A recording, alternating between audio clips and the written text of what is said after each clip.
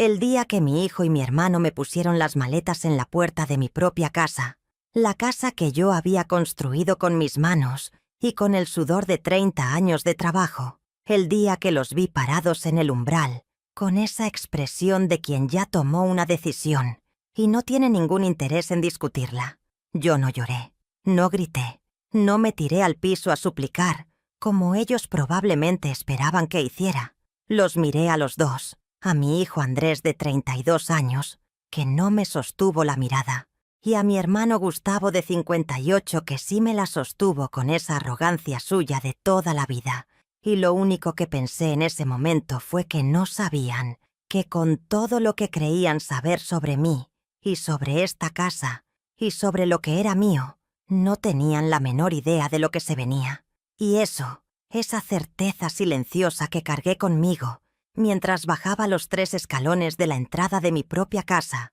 con una maleta en cada mano, fue lo único que me impidió caer, fue lo único que me mantuvo derecha y caminando mientras escuchaba la puerta cerrarse a mis espaldas, con un sonido definitivo que ellos pensaban que era el final de algo y que yo sabía que era apenas el comienzo. Necesito que entiendas quién soy antes de contarte todo lo que pasó. No porque quiera que me tengas lástima, sino porque la historia no tiene sentido si no sabes de dónde vengo, si no sabes lo que significó para mí construir lo que construí, si no entiendes que esa casa no era solo un inmueble con paredes y techo, sino la evidencia física de una vida entera dedicada a algo, la prueba de que una mujer que empezó sin nada podía llegar a tener algo que valiera la pena, y esa mujer era yo, Esperanza, 56 años, viuda desde los 43, madre de un hijo único, hermana menor de un hombre que desde que éramos niños tuvo una manera particular de mirarme,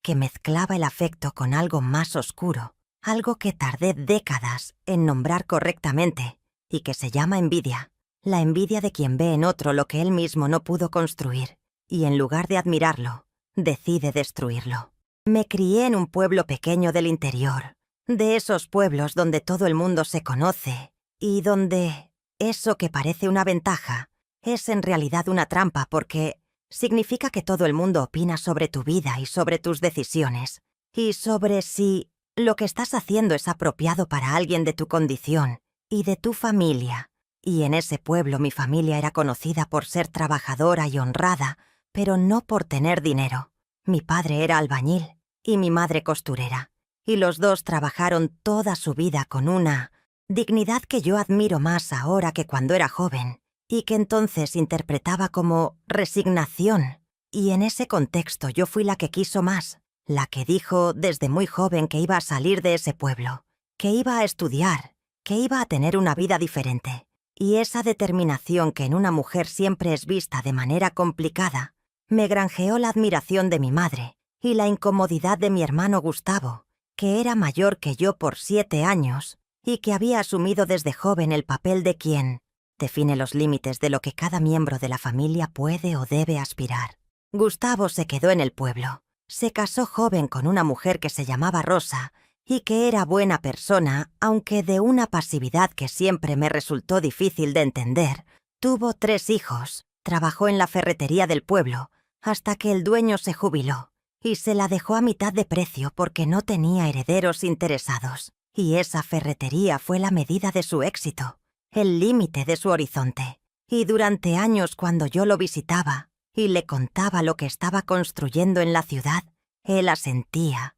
y hacía comentarios que sonaban a felicitación, pero que tenían por debajo una capa de algo que no era orgullo, era registro, era contabilidad, era la acumulación silenciosa de todo lo que yo tenía, y él no tenía para poder utilizarlo, en algún momento que él estaba esperando sin saber exactamente cuándo llegaría. Me vine a la ciudad a los 18 años con una maleta pequeña y una dirección de una prima lejana, que me dejó dormir en su sofá durante 3 meses mientras yo encontraba trabajo, y encontré trabajo de lo que fuera, de mesera, de dependienta en una tienda de telas, de auxiliar administrativa en una empresa pequeña, de importaciones donde el dueño vio que yo tenía una cabeza para los números que no era común, y me fue dando más responsabilidades hasta que a los 25 años yo era prácticamente la que llevaba la contabilidad de esa empresa, aunque mi título oficial fuera asistente de gerencia.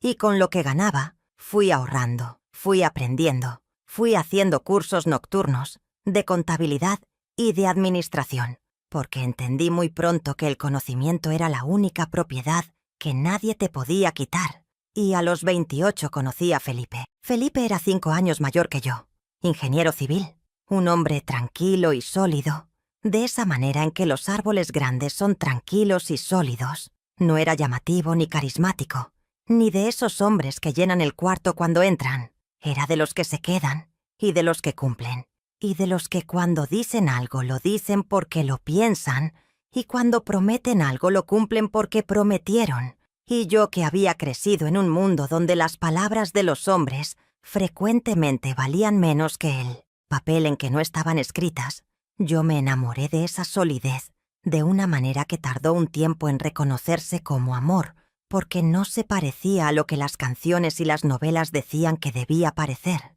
No era un incendio, era más bien la certeza de que en ese hombre había tierra firme, y la tierra firme, cuando has pasado mucho tiempo flotando, es el regalo más grande que puedes recibir. Nos casamos cuando yo tenía 29 años y él 34. Compramos un apartamento pequeño con un crédito que tardamos 10 años en pagar. Tuvimos a Andrés cuando yo tenía 31 años. Y durante los 12 años que duró nuestro matrimonio, Felipe y yo construimos algo juntos, con una consistencia silenciosa, que no tenía espectacularidad, pero que tenía profundidad. Ahorramos, invertimos con cuidado, compramos un lote en las afueras de la ciudad, cuando los precios todavía eran accesibles. Y Felipe diseñó la casa que íbamos a construir ahí. La diseñó a mano en las noches después del trabajo, con esa paciencia de ingeniero que sabe que lo que se hace bien desde el principio dura. Y cuando terminamos de pagarla y empezamos la construcción, fue el proyecto más importante de nuestras vidas. La casa que íbamos a envejecer juntos, la casa donde Andrés iba a crecer, la casa que era la cristalización de todo lo que habíamos trabajado. Felipe murió a los 43 años de un infarto que no anunció, que no dio señales, que llegó un miércoles de madrugada mientras él dormía y se lo llevó en el tiempo que tarda un corazón en decidir que ya no puede más. Y yo me quedé a los 40 con un hijo de 12 años, una casa a medio construir, un crédito pendiente y una grieta en el pecho que tardó años en cicatrizar, aunque nunca cerró completamente, porque las grietas así, las que te hace la pérdida de alguien que era tierra firme, para ti, no cierran, se aprende a vivir con ellas, y punto. Y lo que hice después de la muerte de Felipe es la parte de mi historia que más me importa que entiendas, porque es la parte que define quién soy y que explica todo lo que vino después. No me derrumbé. Quiero ser clara con eso. No porque no sintiera el peso, que lo sentía cada mañana cuando me despertaba, y tardaba un segundo en recordar que Felipe no estaba, y ese segundo de olvido era el único alivio que tenía en esos primeros meses, sino porque tenía a Andrés, y Andrés necesitaba a su madre entera aunque su madre no estuviera entera por dentro, y también porque tenía la casa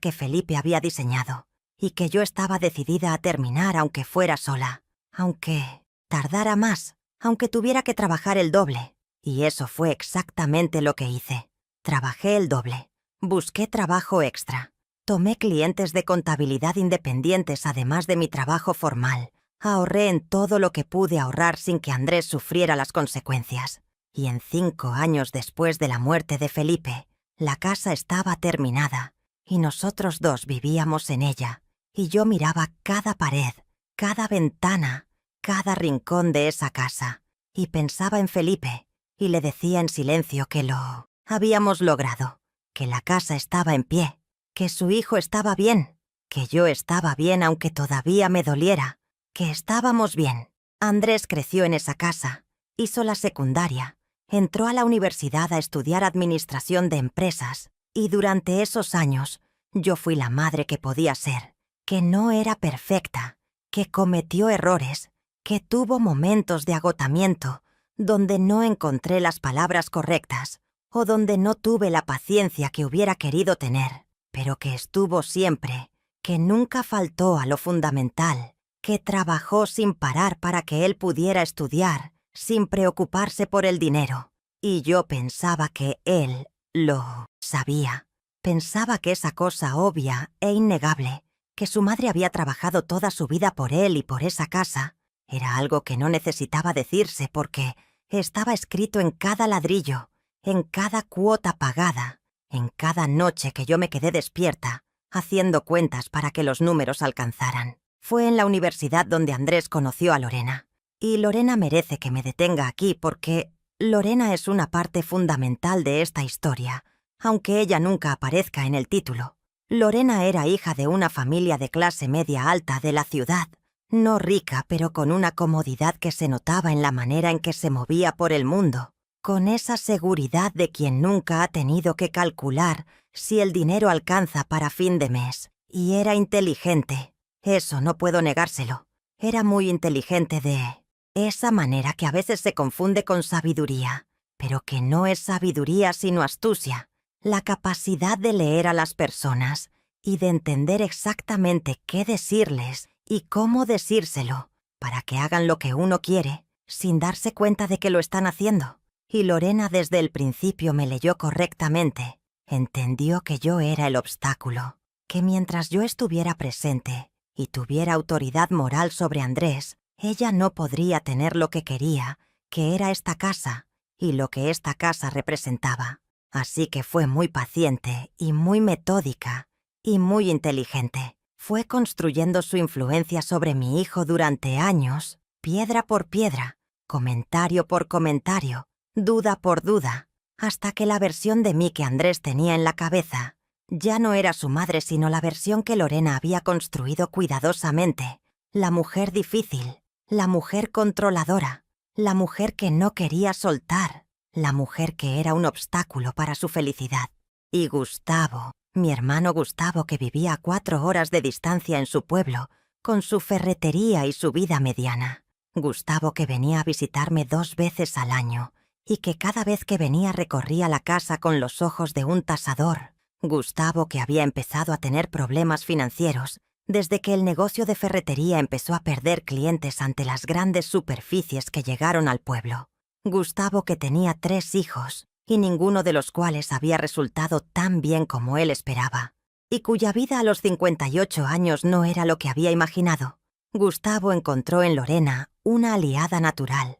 porque los dos querían lo mismo, aunque por razones diferentes. Ella quería la casa para vivir en ella con mi hijo sin yo adentro. Él quería la casa, o al menos parte de su valor para resolver sus problemas. Y juntos, sin que yo lo supiera hasta que fue demasiado tarde para impedirlo por las vías ordinarias, construyeron el argumento que necesitaban para moverme de mi lugar. El argumento fue la demencia. Esa es la palabra que usaron, aunque la vistieron con otras palabras más suaves. Dijeron que yo estaba teniendo comportamientos que les preocupaban, que estaba olvidando cosas, que a veces decía cosas que no tenían sentido, que había episodios de confusión, que Andrés había notado y que Lorena había presenciado y que Gustavo había observado durante su última visita, y construyeron esa narrativa con la paciencia y el detalle de quienes saben que una mentira repetida suficientes veces con suficientes testigos empieza a tener la textura de la verdad.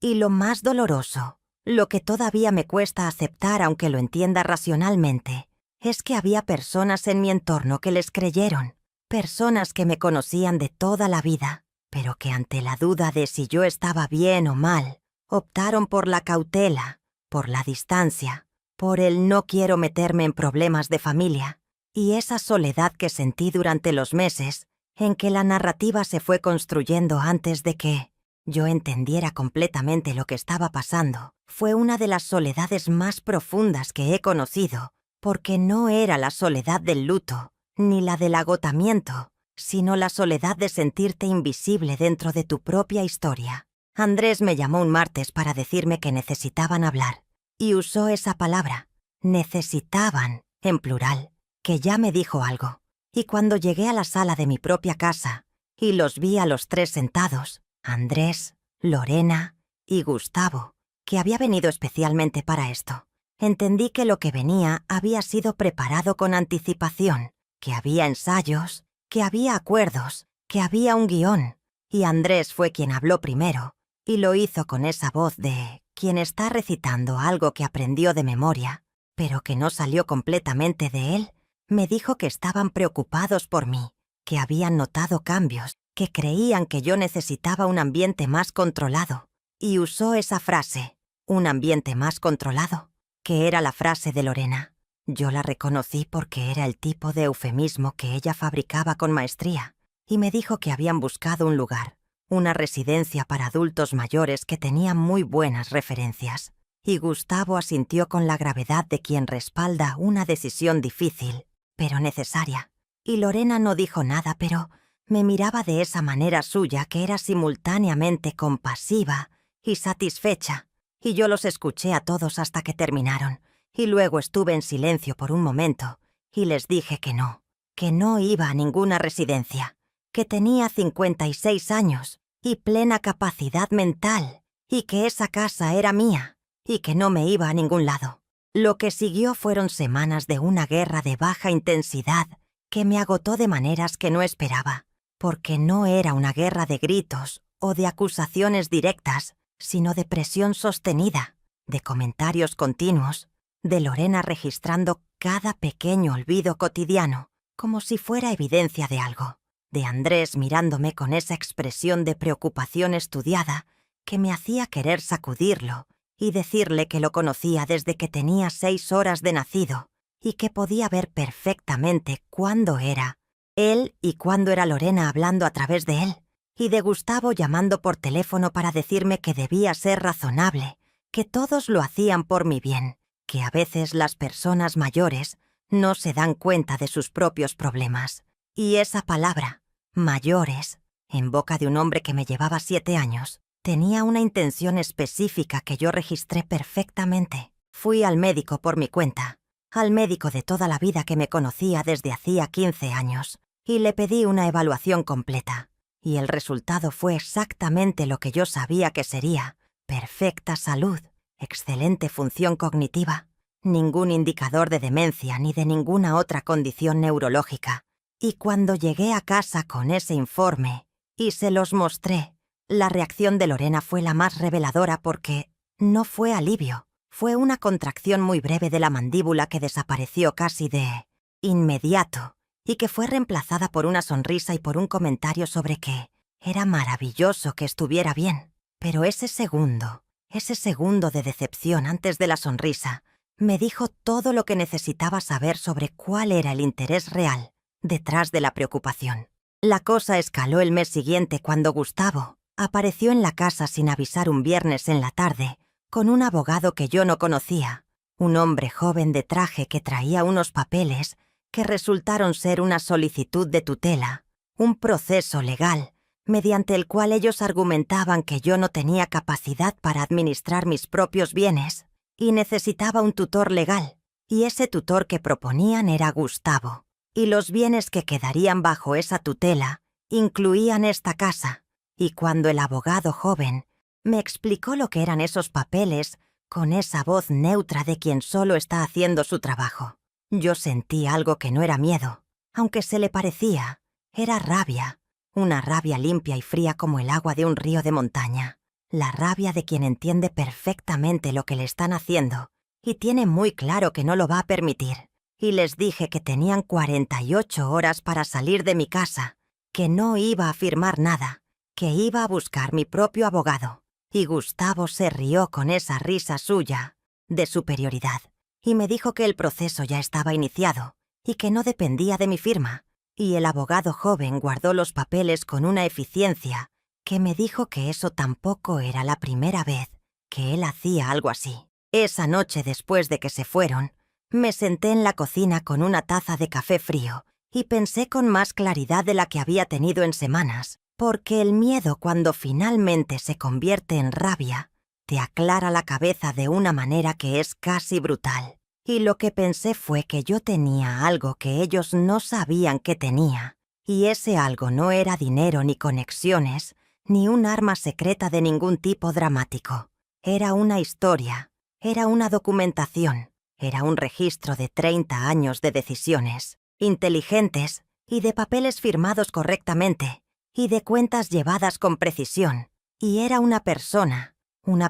que yo había conocido hace casi 20 años y a quien no había llamado en mucho tiempo, pero que yo sabía que si la llamaba, respondería. Y esa persona era la razón por la que ellos, con toda su planificación y toda su astucia, y todo su abogado joven de traje, iban a perder. El nombre de esa persona era Catalina Restrepo, y Catalina era abogada, pero no cualquier tipo de abogada. Catalina era una de las mejores abogadas de familia y patrimonio de la ciudad, una mujer de 60 años con una reputación construida en 4 décadas de trabajo, que la convertían en alguien a quien los jueces respetaban y los abogados contrarios temían. Y yo la conocía porque Catalina había sido la abogada de Felipe cuando compramos el lote, cuando hicimos el contrato de construcción, cuando formalizamos todos los documentos de la casa, y después de la muerte de Felipe, ella misma me llamó para decirme que si alguna vez necesitaba algo en materia legal que la buscara, y yo guardé ese número con el cuidado de quien sabe que hay cosas que pueden ser importantes aunque en ese momento no lo parezcan. Y ese número que guardé hace 13 años fue lo que marqué esa noche sentada en mi cocina, con la taza de café frío. Catalina respondió al segundo tono, y cuando le dije quién era, hubo un segundo de silencio, y luego me dijo con esa voz directa suya, sin ningún preámbulo innecesario que me fuera a su oficina, el lunes a las 8 de la mañana, que no firmara nada, que no hablara con ningún abogado que no fuera ella, y que si había documentos que me habían entregado los guardara exactamente como estaban. Y yo le dije que sí a todo, y cuando colgué me di cuenta de que era la primera vez en semanas que sentía algo parecido a la calma. No porque los problemas hubieran desaparecido, sino porque ya no estaba sola frente a ellos. El lunes en la oficina de Catalina le conté todo desde el principio, desde los primeros comentarios de Lorena, desde las visitas de Gustavo con ojos de tasador, desde la narrativa de la demencia, desde el abogado joven con los papeles de tutela, y Catalina me escuchó sin interrumpirme con esa concentración total que era su manera de trabajar, tomando notas, haciendo preguntas precisas cuando necesitaba clarificar algo. Y cuando terminé, estuvo en silencio por un momento, y luego me dijo que lo que me habían hecho era una estrategia conocida, que no era la primera vez que ella veía algo así, que el proceso de tutela, basado en supuesta incapacidad, era uno de los mecanismos más frecuentes en casos de despojo patrimonial dentro de familias, y que el error más grande que habían cometido Gustavo y Lorena era haberlo intentado con una mujer que llevaba 30 años documentando su propia vida con la precisión de una contadora, porque lo que yo necesitaba para detenerlos era exactamente eso, documentación, y yo tenía toda la documentación del mundo. Catalina también me dijo algo que me cambió la perspectiva de todo lo que había estado viviendo. Me dijo que el momento en que Andrés y Gustavo me pusieron las maletas en la puerta, que había ocurrido 3 semanas después del lunes en que la llamé. Ese momento que ellos habían pensado que era su jugada definitiva, era en realidad el error que los hundía, porque expulsar a alguien de su propia propiedad, sin una orden judicial, era una vía de hecho, una acción ilegal, que en lugar de debilitarme, a mí los exponía a ellos, y que yo tenía testigos de ese momento porque la vecina del frente, la señora Inés, lo había visto todo desde su ventana, y cuando Catalina la contactó, estuvo dispuesta a declarar sin ninguna vacilación, porque la señora Inés me había conocido desde que construí esa casa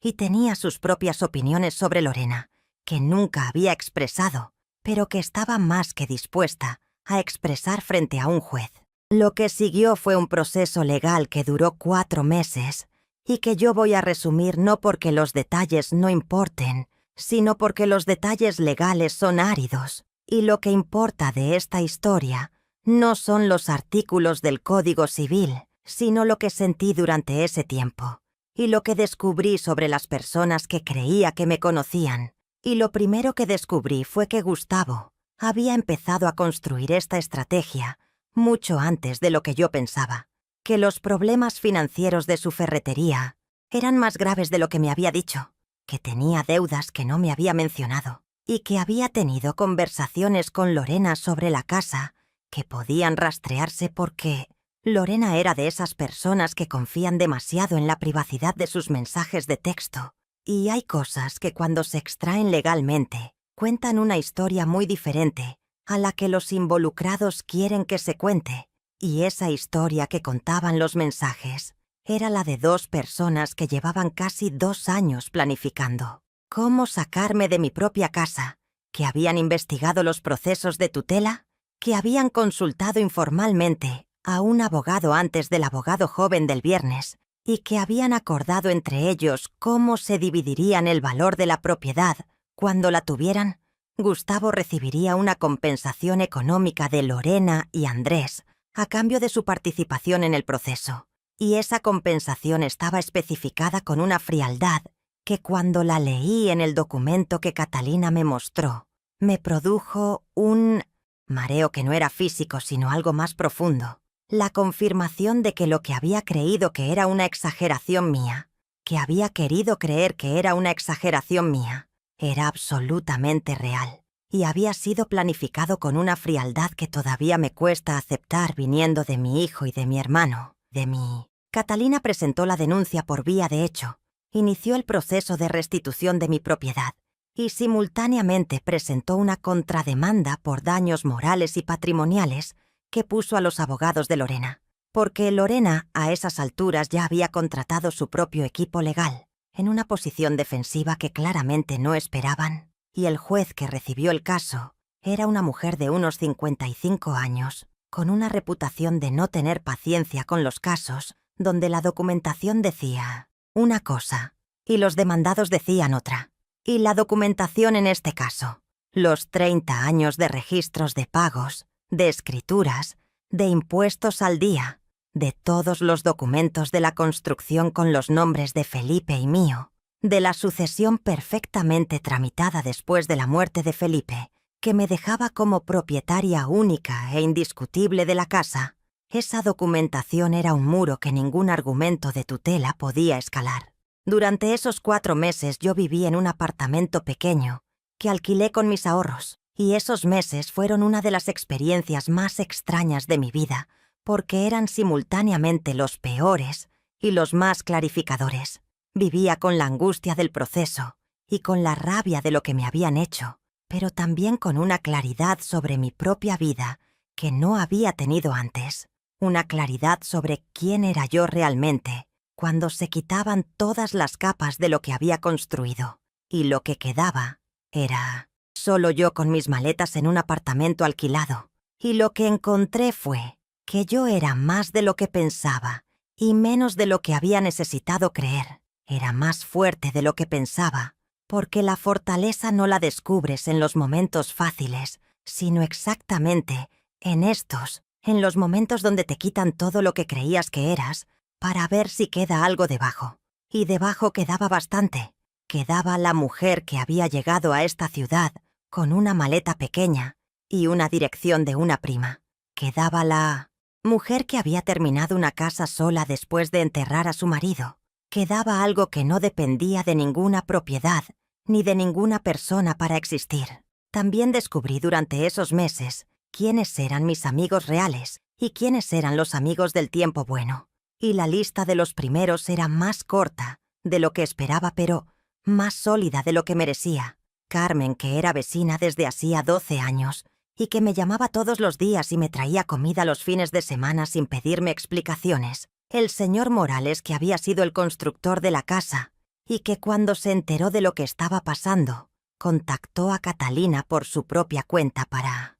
ofrecer su testimonio sobre quién había pagado cada peso de esa construcción. La señora Inés del frente que ya mencioné, y que resultó ser no solo una testigo sino una aliada con una memoria prodigiosa y una disposición a usarla que fue invaluable, y una persona más que no esperaba, que fue la hermana de Felipe, mi cuñada Marcela, que vivía en otra ciudad y a quien no había visto en años, y que se enteró de lo que estaba pasando a través de su hija, y me llamó para decirme que Felipe había sido el mejor hombre que había conocido y que ibas a hacer lo que fuera necesario para que la casa que él había diseñado no cayera en manos equivocadas. Y la fuerza de esa llamada, de esa lealtad a su hermano muerto que se extendía a mí, me hizo llorar de una manera que hacía mucho tiempo no lloraba. De esa manera que no es de dolor sino de gratitud, de alivio de no estar tan sola como habías creído.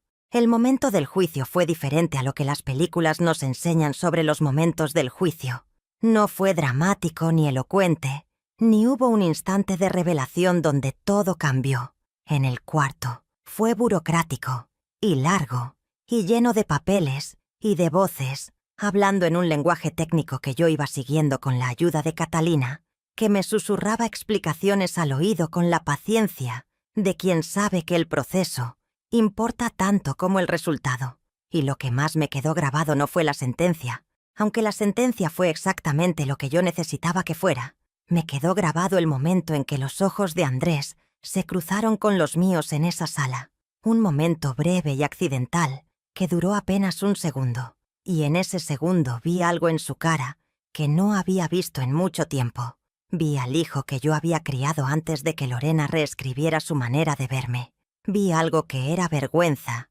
y algo que era arrepentimiento, aunque todavía no tuviera las palabras para decirlo. Y ese segundo me importó más que todo el resto del proceso, porque me dijo que debajo de todo lo que había pasado, debajo de la traición y la planificación y los papeles de tutela, todavía estaba mi hijo, el que conocí desde que tenía 6 horas de nacido, el que había crecido en esa casa que Felipe había diseñado y yo había terminado sola, y que ese hijo, tarde o temprano, iba a tener que vivir con lo que había hecho. La jueza dictó sentencia restableciéndome en la posesión inmediata de mi propiedad, declarando la vía de hecho, ordenando a Andrés y Lorena desalojar la casa en un plazo de 30 días y admitiendo la contrademanda por daños morales para continuar proceso. Y Gustavo, que había venido al juicio con la actitud de quien espera todavía revertir lo que sabe que es inevitable, se fue de esa sala sin mirarme.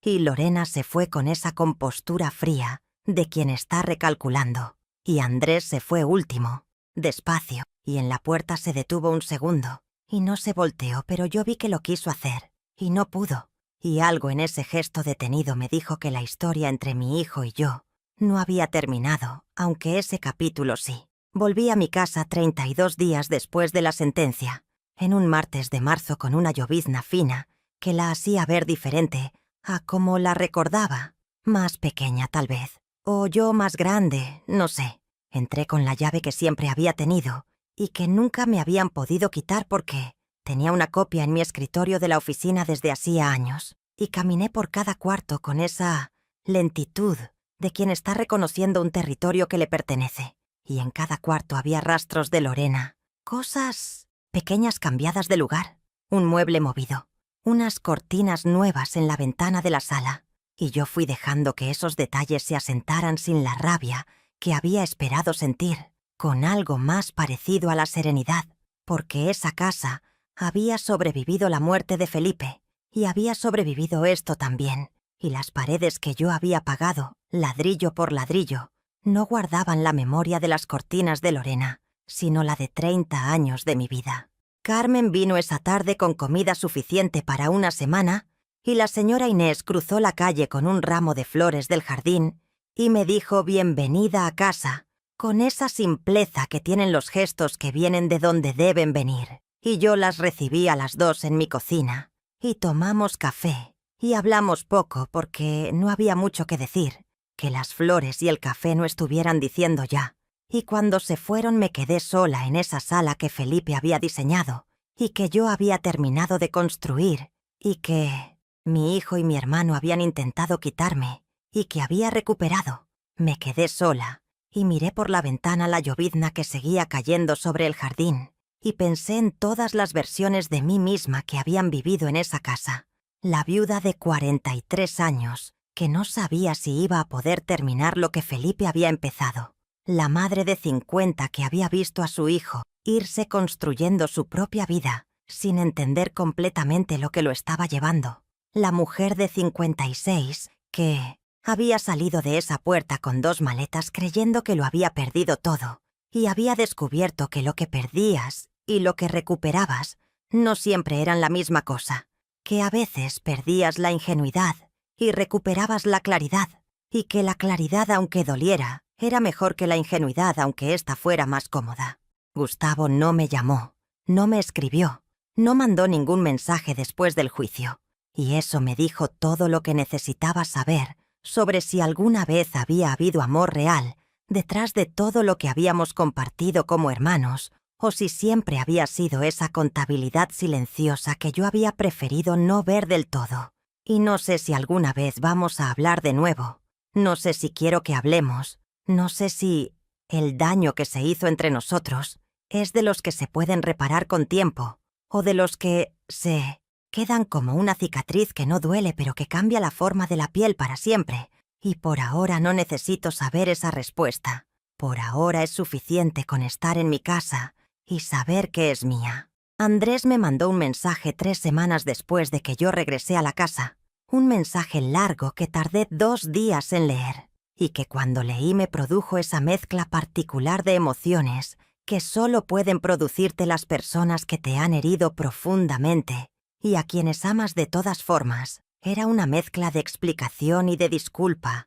y de algo que quería ser arrepentimiento, aunque todavía tenía la torpeza de quien no ha terminado de procesar lo que hizo. Y me dijo cosas sobre Lorena que yo ya sabía pero que él necesitaba decirme. Me dijo que había estado equivocado, que había preferido creerle a ella que ver lo que era obvio, que había dejado que alguien reescribiera la historia de su madre, porque era más fácil que confrontar lo que Lorena necesitaba de él. Y al final del mensaje me preguntaba si había posibilidad de vernos, no para que le perdonara necesariamente, dijo, sino para poder mirarme a la cara. Le respondí que sí, que podíamos vernos, que iba a necesitar tiempo, que no sabía exactamente qué había del otro lado de ese tiempo, pero que el tiempo existía, y eso era suficiente por ahora. Y cuando le mandé ese mensaje, y lo guardé en el bolsillo, me quedé pensando en la diferencia entre perdonar y recuperar,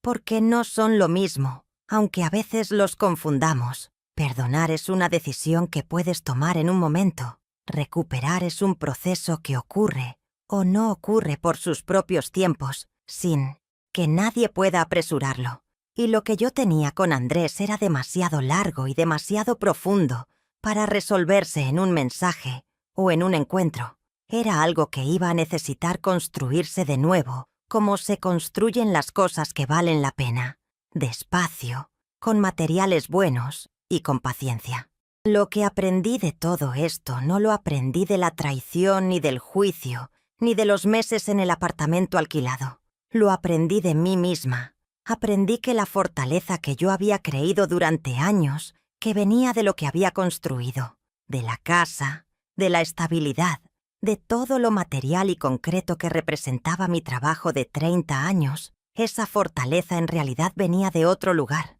Venía de la misma mujer que había llegado a esta ciudad a los 18 años con una maleta pequeña y nada más, y que esa mujer no dependía de la casa para existir. Había existido antes de la casa y había existido durante los 4 meses en que no tenía la casa y seguiría existiendo después. Y eso, esa comprensión de que lo que somos no es lo que tenemos, aunque hayamos trabajado toda la vida para tenerlo. Eso es lo que me llevé de este capítulo que nunca habría elegido, pero que no cambiaría porque me enseñó algo que de ninguna otra manera hubiera podido aprender. Hoy la casa es exactamente lo que siempre fue. Es la casa que Felipe diseñó a mano en las noches después del trabajo. Es la casa que pagué ladrillo por ladrillo. Es el jardín que planté con mis propias manos. Es la ventana desde donde veo llover y pienso en todo lo que pasó y en todo lo que viene. Y cuando a veces me siento en esa sala